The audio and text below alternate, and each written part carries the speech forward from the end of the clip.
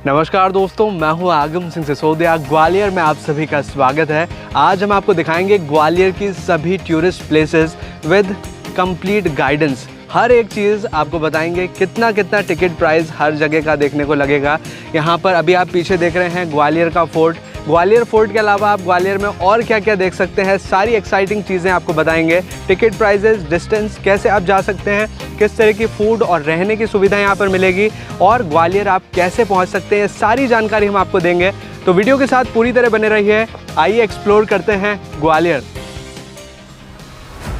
तो सबसे पहला स्थान जो कि आपको ग्वालियर में एक्सप्लोर करना चाहिए वो है ग्वालियर फोर्ट, यानी कि ग्वालियर का किला।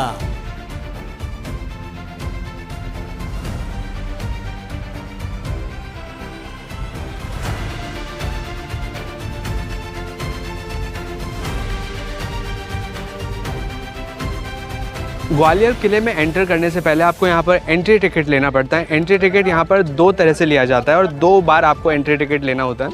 अगर आप मानसिंह पैलेस में जाना चाहते हैं, जो कि यहाँ से जाता है रास्ता, तो इसका 25 रुपीज़ टिकट चार्ज है, जिसका टिकट आपको यहाँ से मिलता है। ये है टिकट काउंटर अगर आप मानसिंह पैलेस के अंदर जाना चाहते हैं। लेकिन अगर आप जाना चाहते हैं इन सभी मॉन्यूमेंट्स को देखने के लिए जो कि ग्वालियर फोर्ट के अंदर बने हुए हैं, जैसे कि जो महल वाला कंपार्टमेंट है मानसिंह पैलेस के अलावा, वो यहाँ से जाता है रास्ता। यहाँ पर जो दूसरा कंपार्टमेंट है जिसमें कि सारे महल हैं, उसका एंट्री टिकट आपको यहाँ से लेना पड़ता है। यहाँ पर एक और विंडो है जिसका टिकट मूल्य है 20 रुपीज़, यानी कि 20 रुपये।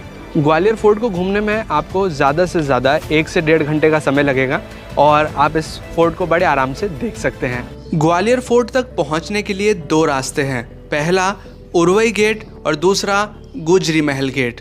दोनों ही रास्तों से आप ग्वालियर फोर्ट में पहुंच सकते हैं। लेकिन अगर आप कम पैदल चलना चाहते हैं और डायरेक्टली फोर्ट तक पहुंचना चाहते हैं तो आप उरवई गेट को चूज़ करिए, बिकॉज उरवई गेट से डायरेक्टली रास्ता बना हुआ है जिससे किसी 4 व्हीलर द्वारा आप पहुंच सकते हैं ग्वालियर फोर्ट में। लेकिन अगर आप किसी ऑटो रिक्शा को हायर करते हैं जो कि 3 पहिया वाहन है, तो वो आपको सिर्फ आधे रास्ते तक ही छोड़ेंगे अगर आप उरवई गेट से भी जाते हैं तो, और बाकी का रास्ता आपको पैदल चलना पड़ेगा। तो इस चीज़ से बचने के लिए आप या तो किसी तरह की कैब बुक कीजिए या फिर 2 व्हीलर आप रेंट पर लेकर जा सकते हैं। लेकिन ऑटो रिक्शा पूरा ऊपर तक नहीं छोड़ेगा आपको, तो इस बात का ज़रूर ख्याल रखें। अभी हम मानसिंह महल के अंदर पहुंच चुके हैं। यहाँ पर आप देखिए, ये राजा मानसिंह तोमर के समय का संगीत हॉल है।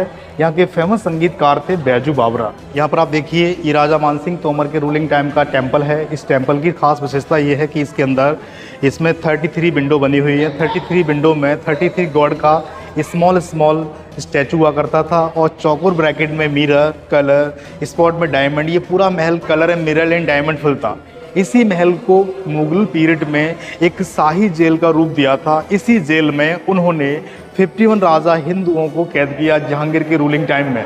इसी 51 राजाओं के साथ में सिख गुरु हरगोविंद साहब भी कैद थे। मतलब यहाँ पर टोटल 52 लोग कैद थे।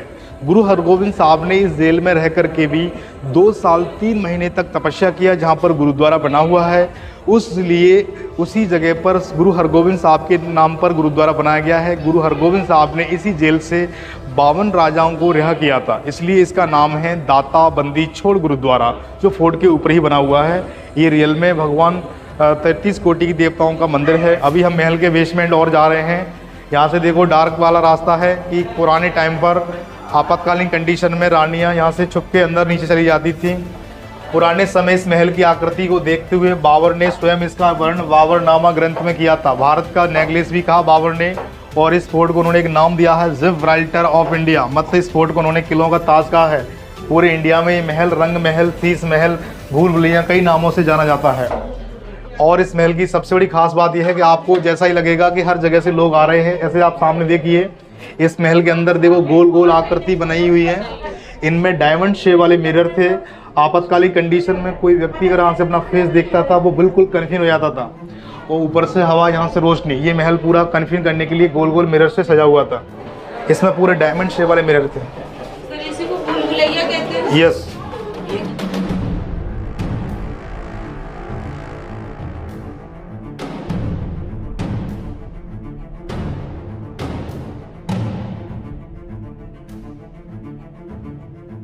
ये राजमहल के अंदर पहले थोड़ा सा डीप था, 7 से 8 फीट गहरा था, आउटसाइड पिलर तक चौड़ा था। इस टैंक में राजा मानसिंह की वाइफ इस टैंक में सैफरॉन डाल के नहाती थी। ये नहाने का एक सैफरॉन टैंक है, बड़ा सा टैंक था। लास्ट में इब्राहिम लोदी से मानसिंह तोमर जी का फाइटिंग हुआ, उसमें मानसिंह तोमर की डेथ हो गई। डेथ होने के बाद उनकी 8 रानियों ने इस टैंक को खाली करवा के इसी जगह पर जौहर किया था, इसलिए इस टैंक को हम जौहर कुंड के नाम से भी जानते हैं। फोर्ट का ये पीछे का गेट है, इसको हम मेन गेट बोलते हैं। इस बीच में आप जस्ट ऊपर जब चढ़ के आएंगे घाटी को, तो बीच में एक ऋषि ग्वालभ नाम के साधु का टेम्पल मिलेगा। तो ऋषि ग्वालभ साधु के टेम्पल के ऊपर थोड़ा सा ऊपर आएंगे, उसमें भगवान विष्णु का एक चतुर्भुज मंदिर मिलेगा। चतुर्भुज मंदिर के अंदर ही उस समय का फेमस शून्य के बारे में एक लेख मिला था आर्यभट्ट को। ऐसा माना जाता है कि आर्यभट्ट ने आर्यभट्टी ग्रंथ में शून्य के बारे में इंडिया से दिया। कहाँ से दिया ये विभाग ने इनको बताया। तो जीरो की खोज ग्वालियर से मानी जाती है, ऐसा जीरो का प्रमाण यहाँ पाया गया है। ग्वालियर फोर्ट से हम नीचे का लोग देख रहे हैं, नीचे देखिए आप, ये बादलगढ़ स्कूल बना हुआ है। राजाओं के समय उनके सोल्जर सैनिक वगैरह स्टूडेंट सोल्जर सैनिकों के बच्चे यहाँ स्टडी करते थे। उसी के जस्ट ठीक सामने आप देखिए टूम दिख रहा है आपको। यहाँ पर ऐसा माना जाता है कि ग्वालियर में ये तानसेन का मकबरा है। महान संगीत सम्राट तानसेन के नाम से इसको जाना जाता है। बल्कि ये तानसेन मकबरा जो बोलते हैं अभी यहाँ के लोग, रियल में तानसेन का मकबरा तो वैसे रियल में मकबरा देखा जाए तो ये मोहम्मद गौस का है, पर मकबरे की जस्ट बगल में एक समाधि बना हुआ, उसको हम तानसेन समाधि के नाम से जानते हैं। क्योंकि हिंदुओं में कभी मकबरे नहीं बनाए जाते हैं, समाधियाँ बनाई जाती हैं। वो ये सामने है मकबरा, वो सेकंड गुरु थे तानसेन के 2 गुरु थे। फर्स्ट गुरु का नाम था हरिदास एंड सेकंड गुरु थे मोहम्मद गौस। तो टूम ऑफ मोहम्मद गौस का है, समाधि बगल से बनी हुई है। ये महान संगीत सम्राट थे। ये अभी हम जो स्ट्रक्चर देख पा रहे हैं ये है दीवाने आम, जहाँ पर राजा बैठा करते थे। मुगल काल में ये दीवाने आम हुआ करता था। ये जो छतरी आप अभी देख पा रहे हैं ये यहाँ पर राजा के बैठने का स्थान हुआ करता था। और ये जो पूरा चौगान आप यहाँ पर देख पा रहे हैं, यहाँ पर आम जनता बैठा करती थी। उनके जो डिसीजंस थे, जो निर्णय थे, वो यहीं पर लिए जाते थे। उरवई गेट से होते हुए जब आप ग्वालियर फोर्ट के लिए जाएंगे तो रास्ते में आपको विशालकाय जैन मूर्तियां नजर आएंगी। जैन धर्म में 24 तीर्थंकर माने गए हैं और उन सभी की प्रतिमाएं यहाँ पहाड़ पर उकेर कर बनाई गई हैं। और ये प्रतिमाएं बनाई गई थी 15वीं शताब्दी में तोमर शासक डूंगर सिंह के शासनकाल में। इन सभी प्रतिमाओं में से सबसे बड़ी है आदिनाथ जी की, जिसकी हाइट है 57 फीट्स। और इन प्रतिमाओं की सबसे खास बात कि इन्हें कहीं और से लाकर यहाँ स्थापित नहीं किया गया है, बल्कि पहाड़ को कुरेद करके यहीं पर बनाया गया है। ग्वालियर फोर्ट के अलावा आप पास में ही देख सकते हैं सहस्त्र बाहु मंदिर, जिसे एक्चुअल में यहाँ पर सास बहु मंदिर के नाम से भी जाना जाता है। ये जस्ट पास में ही है, आप यहाँ पर देख सकते हैं, वो है ग्वालियर फोर्ट। आप यहाँ से दूर देख पाएंगे, वो है ग्वालियर फोर्ट। और उसी के जस्ट थोड़ा सा ही दूर ये सहस्त्र बाहु मंदिर है। बहुत ही सुंदर आर्किटेक्चर्स में ये मंदिर बनाया गया है। वाकई में ये मंदिर देखने लायक है। इन टेम्पलों का निर्माण 11वीं सेंचुरी में राजा महिपाल ने किया था। राजा महिपाल की जो मदर थी विष्णु भगवान की उपासक थी। उनकी जो वाइफ थी भगवान शिव को मानती थी, इसलिए उस समय संस्कृत लैंग्वेज में दोनों टेम्पलों का एक ही नेम था, सहस्त्र बाहु। सहस्त्र बाहु विष्णु का 1000 हैंड्स थे, इसलिए उसका नाम रियल में सहस्त्र बाहु था, जिसको धीरे धीरे लोकल पब्लिक ने अपनी लोकल लैंग्वेज में सहस्त्र बाहु का नाम अपभ्रंश करके आज लोग उसको सहस्त्र बाहु की जगह सास बहु मंदिर के नाम से जानते हैं। तो इस बारे में कहा जाता है कि बड़ा मंदिर तो विष्णु का है, छोटा शिव का है। आजकल लोगों का मानना है कि बड़ा मंदिर सास का है, छोटा वाला बहू का है। बाद में ये नाम अपभ्रंश हो गया है।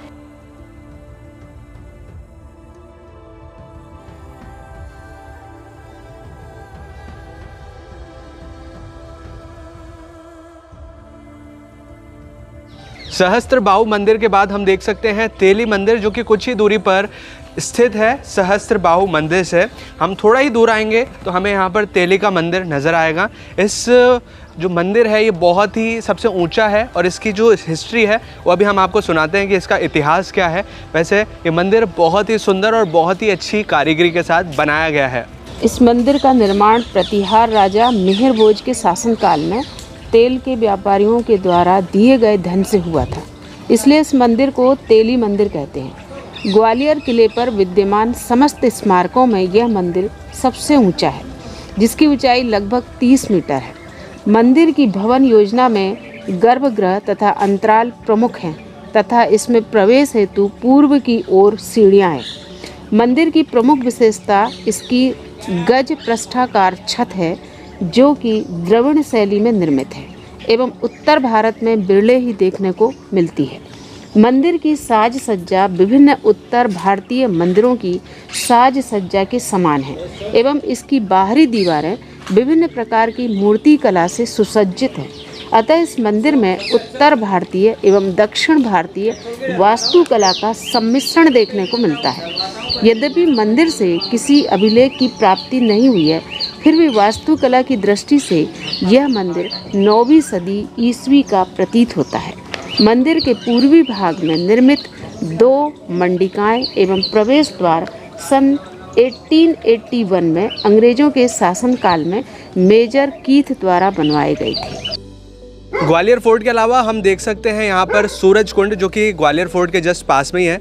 इसके बारे में थोड़ी हिस्ट्री बताएंगे सर? ये सूरज कुंड है, सबसे पहला मॉन्यूमेंट फोर्ट के ऊपर यही है। 1400 साल पहले ये पूरा पहाड़ी जो थी गोपाचल पर्वत के नाम से थी। अच्छा। यहाँ पे राजा सूरजसेन मुरैने के शिकार खेलने के लिए आया करते थे। ग्वाल और ऋषि नाम के साधु यहाँ तपस्या किया करते थे। अच्छा। तो शिकार खेलते खेलते राजा को प्यास लगी, उन्होंने पानी मांगा कि महाराज मेरी प्यास के मारे जान निकली जा रही, थोड़ा पानी मिलेगा। तो यहाँ पहले छोटा सा टैंक था, उसमें से राजा को पानी दिया ये गोपाल जी महाराज ने। अच्छा, यहाँ पर मंदिर, ये उनकी मूर्ति है। ये अच्छा। देख रहे हो ना, ये मंदिर। अच्छा अच्छा। ग्वाल ऋषि का मंदिर है ये। अच्छा अच्छा। तो इस पानी को पी करके जो स्किन पे सफ़ेद चट्टे ब्लैक चट्टे हो जाते हैं, वो राजा को बीमारी थी, ये पानी पी करके ठीक हो गई।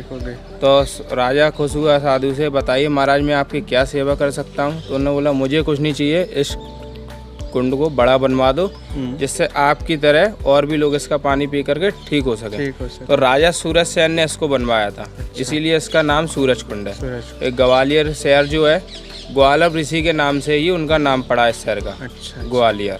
अब हम पहुंच चुके हैं दाता बंदी छोड़ गुरुद्वारा, जो कि फोर्ट से कुछ ही डिस्टेंस की दूरी पर बना हुआ है। ये गुरुद्वारा ऐतिहासिक रूप से बहुत इम्पोर्टेंस रखता है। इसके पीछे का इतिहास क्या है, चलिए जानते हैं।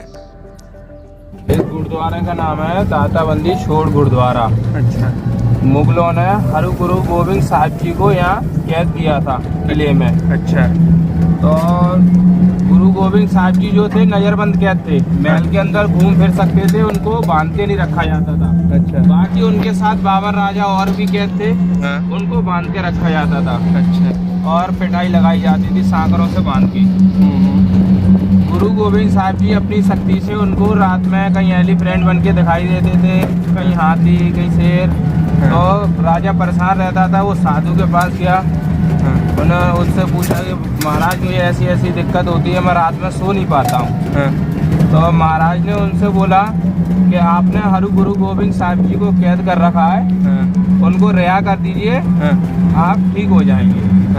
तो राजा ने बोली गुरु गोविंद साहब जी से कि मैं आपको रिहा करता हूँ, आप जा सकते हैं। तो गुरु गोविंद साहब जी बोले कि मैं यहाँ से अकेला नहीं जाऊँगा, मैं 52 राजाओं को रिहा करा के ले जाऊँगा यहाँ से। तो राजा ने शर्त रखी कि मेरी एक शर्त मानना पड़ेगी आपको। गुरु गोविंद साहब जी ने बोली मुझे मंजूर है। राजा बोला कि आपके कुर्ते की कली को जितने राजे के पकड़ के निकल जाएंगे उतनों को मैं रिहा कर दूंगा, बाकी जो रह जाएंगे उनको मैं दोबारा बंदी बना दूंगा। तो गुरु गोविंद साहब जी ने रातों रात 52 कली का कुर्ता सिलवाया। अच्छा। तो उसको कली को पकड़ के 52 राजाओं को कैद करके ले गए थे ग्वालियर गेट से। अच्छा। जो महल के पास में जो गेट है। हाँ। उन्हीं की याद में ये गुरुद्वारा बना है। अच्छा। ये गुरुद्वारा 400 साल पुराना है। अब एक ज़रूरी जानकारी आपके साथ शेयर करना चाहूँगा। ये जितने भी स्थान अभी हमने देखे ग्वालियर फोर्ट के अलावा, ये सभी ग्वालियर फोर्ट से लगभग 2 से 3 किलोमीटर के रेडियस के अंदर बने हुए हैं। इनको चाहें तो आप पैदल भी देख सकते हैं। अगर आप पैदल नहीं चलना चाहते तो ई रिक्शा की सुविधा अवेलेबल है। ई रिक्शा की मदद से आप इन सभी स्थानों को बड़ी आसानी से देख सकते हैं। ई रिक्शा का चार्ज लगेगा लगभग 60 से 70 रुपये पर पर्सन का। और इन सभी स्थानों को देखने के लिए एक कॉमन टिकट बनता है जो कि है 25 रुपीज़ का, जिसमें कि सारे मंदिर और जो फोर्ट है वो शामिल है। अगला स्थान जो आप ग्वालियर में एक्सप्लोर कर सकते हैं वो है गुजरी महल, जो कि ग्वालियर फोर्ट के जस्ट नीचे ही बना हुआ है। गुजरी महल तक आप बड़ी आसानी से पहुंच सकते हैं। जस्ट आपको उतरते वक्त उरवई गेट की जगह गुजरी महल गेट वाले रास्ते को चुनना है और नीचे आकर आपको गुजरी महल मिलेगा। गुजरी महल एक म्यूजियम है और इस म्यूजियम को देखने का एडिशनल चार्ज है जो कि है 20 रुपीज़ पर पर्सन का। किंग मानसिंह टॉप पर बैठते थे, उनकी भी साथ में महारानी मृगनयनी गुजरी, क्योंकि राजा मानसिंह तोमर ने टोटल 9 शादी की थी। इनकी 8th wife royal caste, last wife poor family Gujjar caste. Gujjar caste की जो लड़की थी, शादी से पहले उनका लव मैरिज टाइप का हुआ था। शादी से पहले राजा मानसिंह फॉरेस्ट जंगल में जब गए तो उन्होंने 2 जंगली एनिमल को अलग किया। राजा मानसिंह तोमर ने जब शादी से पहले उनको प्रपोज भी किया तो लड़की ने शादी के लिए मना किया, बोले मेरी आपसे 3 कंडीशन है। पहली कंडीशन में कहा कि मेरे लिए एक सेपरेट महल चाहिए। इस पर राजा मानसिंह ने उस लड़की के लिए एक सुंदर सा महल बनाया जिसको बोलते हैं हम गुजरी पैलेस, जो फोर्ट से नीचे बना हुआ है। सेकंड में कहा कि मैं अपने गांव का ही पानी पीऊंगी, मेरे को यहाँ का पानी सूटेबल नहीं है। उन्हीं के गांव से 20 किलोमीटर दूर से चूने की पाइपलाइन द्वारा पैलेस के लिए पानी भी आता था। थर्ड कंडीशन में कहा था मैं कभी भी पर्दा नहीं करूँगी, आप जहाँ भी जाओगे मैं आपके साथ फाइट पर जाऊँगी। तो वो रानी अक्सर जिस महल में जब कोई फेस्टिवल का माहौल होता था तो किंग सीट पे साइड में राजा के बगल में बराबर बैठती थी। अगला स्थान जो आप ग्वालियर में देख सकते हैं वो है रानी लक्ष्मीबाई की समाधि। यहाँ अभी हम समाधि स्थल पर हैं। यहाँ पर जो वीरांगना रानी लक्ष्मीबाई थी, उनकी डेथ के बाद यहाँ पर उनका एक समाधि स्थल यहाँ पर बनाया गया है और यहाँ पर एक शहीद ज्योत जलती है जो कि हमेशा जलती रहती है। यहाँ से आपको थोड़ा सा पास तो हम जा नहीं पाएंगे, लेकिन दूर से दिखाने की कोशिश कर रहे हैं। वहाँ पर एक ज्योत है जो कि हमेशा जलती रहती है। ये है वीरांगना रानी लक्ष्मीबाई जी का स्टैचू और वो घोड़े पर सवार यहाँ पर नज़र आ रही हैं।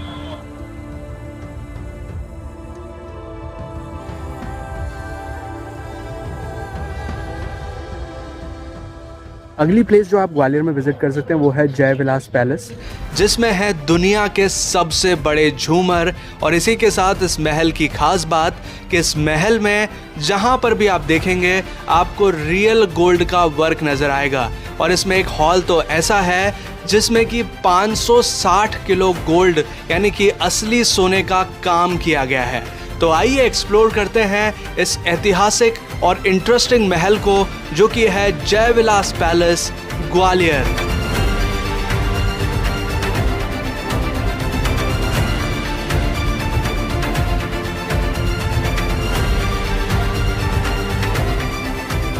तो अब हम प्रवेश हो चुके हैं जय विलास पैलेस ग्वालियर में। ये पैलेस सिंधिया राजवंश से बिलोंग करता है। इस पैलेस में कुल मिलाकर 400 कमरे हैं। इस पैलेस में एंट्री करने का शुल्क है 300 रुपीज़ पर पर्सन का फॉर अ इंडियन सिटीजन।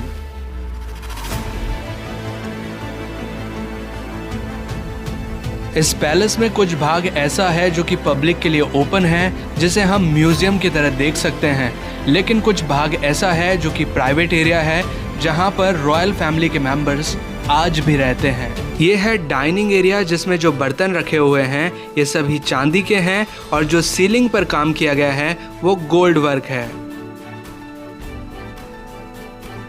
ये है महल का एक फेमस डाइनिंग एरिया जिसमें एक चांदी की ट्रेन चलती है जो कि फूड सर्व करने का या ड्रिंक सर्व करने का काम करती है। इसके ऊपर चेम्बर्स बने हुए हैं डब्बों के रूप में। अगर उस चेम्बर में से किसी बॉटल को निकाल लिया जाता है तो ट्रेन अपने आप रुक जाती है और जैसे ही आप कुछ भी ड्रिंक या फूड उस से ले लेते हैं और वापस से बॉटल को ट्रेन के ऊपर रख देते हैं तो ट्रेन वापस से चलना शुरू कर देती है। और ये ट्रेन बनी हुई है चांदी की।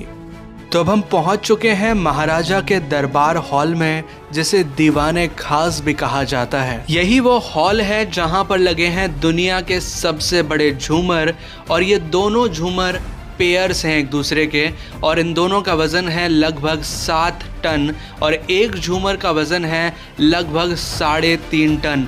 दोनों को मिलाओ तो 7 टन हो जाता है इनका वज़न और एक झूमर का वज़न 3.5 टन।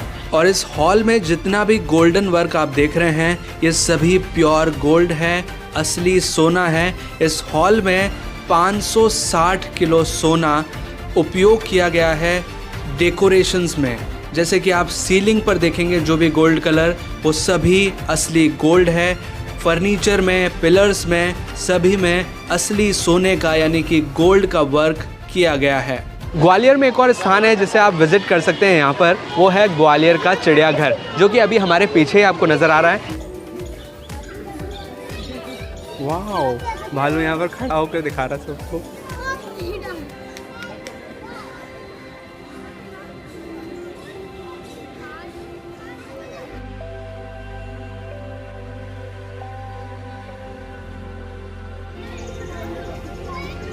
ये बहुत आसानी से हमने इनको देख पा रहे हैं, कुछ तो पानी के अंदर है बिल्कुल।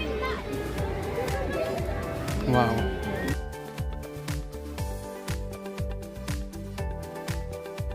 यहाँ पर अच्छे से देख पाएंगे white tiger in the movement position.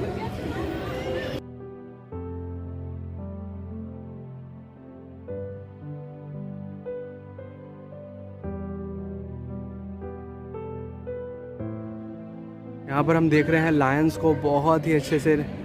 ये देखिए, एक लायन तो लेटा हुआ है, दूसरा एक और लायन है जो भी बैठा हुआ है। पार्क के अंदर कुछ इस तरह की टॉय ट्रेन भी चलती है जिससे कि आप एंजॉय कर सकते हैं। जो छोटे बच्चे हैं उनके लिए काफ़ी रोमांचक एक जर्नी हो सकती है। पार्क के अंदर आपको कुछ इस तरह के बच्चों के झूले चक्री भी नज़र आएंगे, कुछ इस तरह के मिक्की माउस वगैरह। अगर आप छोटे बच्चे आपके साथ आते हैं तो इस तरह का आप यहाँ पर एंजॉय कर सकते हैं। पार्क के अंदर सिर्फ वाइल्ड एनिमल ही नहीं, कुछ इस तरह के स्पोर्ट्स भी यहाँ पर हैं। इस तरह की एक्टिविटीज़ आप यहाँ पर कर सकते हैं। काफ़ी सारे लोगों का सैलाब यहाँ पर रहता है बिकॉज वाइल्ड एनिमल्स को अच्छे से फीड किया जा रहा है, अच्छे से उनकी टेक केयर की जा रही है। ग्वालियर ज़ू का एंट्री शुल्क है 50 रुपीज़ पर पर्सन का, लेकिन अगर आपके साथ कोई बच्चे हैं जिनकी उम्र 12 वर्ष से कम है तो उनका 20 रुपीज़ यहाँ पर चार्ज है। इसका ओपनिंग और क्लोजिंग टाइम है सुबह 9 बजे से शाम को 6 बजे तक। यहाँ पर आप आ सकते हैं, लेकिन मैं रिकमेंड करना चाहूँगा कि जो सुबह का टाइम है और जो शाम का टाइम है उस टाइम एनिमल मूवमेंट आपको ज़्यादा देखने मिलेंगे। तो इस टाइम अगर आप प्रेफर करें तो ठंडाई भी रहेगी और एनिमल्स भी आपको चलते फिरते अच्छे से दिखाई देंगे, तो इस टाइम यहाँ पर आएँ। ग्वालियर में एक और बहुत ही अच्छा स्थान है जिसे आपको यहाँ पर ज़रूर देखना चाहिए, वो है फूल बाग, जिसे गोपाचल पर्वत के नाम से भी जाना जाता है। यहाँ पर जैन धर्म की मूर्तियाँ हैं। बहुत ही खूबसूरत रास्ता है जिससे होकर हम ऊपर की ओर जाते हैं। ये स्थान ग्वालियर फोर्ट के निकट ही है। ग्वालियर फोर्ट का जो गुजरी महल गेट है उससे इसका डिस्टेंस है लगभग 1 से 1.5 किलोमीटर। ऐसे स्थान में काफ़ी सारी सीढ़ियाँ हैं, तो आपको थोड़ी सी मशक्क़त करते हुए ऊपर की ओर चढ़कर जाना होता है। ये सभी मूर्तियाँ जैन धर्म को समर्पित हैं और इन मूर्तियों को कहीं और से लाकर यहाँ स्थापित नहीं किया गया है। इन मूर्तियों को यहीं पर पहाड़ में तराशा गया है। ये सभी जैन मूर्तियाँ भी कुछ उसी तरह की हैं जैसे कि हमने उरवई गेट से ग्वालियर फोर्ट जाने वाले मार्ग के बीच में देखी थी। तो ये है ग्वालियर की सभी प्रमुख प्लेसेस जो कि आप बड़े आसानी से ग्वालियर में देख सकते हैं। इन सभी स्थानों को देखने में आपको 1 से 2 दिन का समय लगेगा। अगर आप ओवरव्यू में देखना चाहते हैं इन सभी स्थानों को तो 1 दिन भी काफ़ी है, लेकिन अगर आप आराम से रुक करके इन सभी स्थानों को देखना चाहते हैं तो 2 दिन में आप बड़ी आसानी से इन सारी प्लेसेस को कवर कर सकते हैं। ग्वालियर में आप बाय बस या बाय ट्रेन किसी भी तरीके से पहुंच सकते हैं, और अगर आप यहां रुकना चाहते हैं तो सभी तरह के होटल फैसिलिटीज़ अवेलेबल हैं। चाहे अगर आपको सस्ते होटल्स भी चाहिए तो 500 से 1000 रुपये में आसानी से आपको होटल्स मिल जाएंगे। स्पेशली रेलवे स्टेशन और बस स्टैंड के एरिया के पास में आपको काफ़ी अच्छे सस्ते दामों में होटल मिल जाएंगे, जहाँ पर आपको फूड फैसिलिटी भी ईजिली अवेलेबल होगी। फूड भी काफ़ी सस्ता है जिसे आप यहाँ पर ले सकते हैं। और इसी के साथ अगर आप ग्वालियर फोर्ट, जय विलास पैलेस और ग्वालियर ज़ू को कंप्लीटली देखना चाहते हैं, पूरी तरह एक्सप्लोर करना चाहते हैं, तो हमने इन स्थानों के ऊपर सेपरेट डॉक्यूमेंट्री वीडियोस बनाए हैं जिसके लिंक आपको ऊपर आई बटन और नीचे डिस्क्रिप्शन में मिल जाएंगे। वीडियोस को जाकर ज़रूर देखिए। अगर आपको ये वीडियो अच्छा लगा हो तो प्लीज़ वीडियो को लाइक कीजिए, इसे शेयर कीजिए, और अगर आपने चैनल अभी तक सब्सक्राइब नहीं किया है तो प्लीज़ चैनल को सब्सक्राइब कीजिए, बेल आइकन को दबाकर ऑल पे प्रेस कीजिए ताकि इसी तरह की वीडियो नोटिफिकेशंस आपको आगे भी मिलते रहें।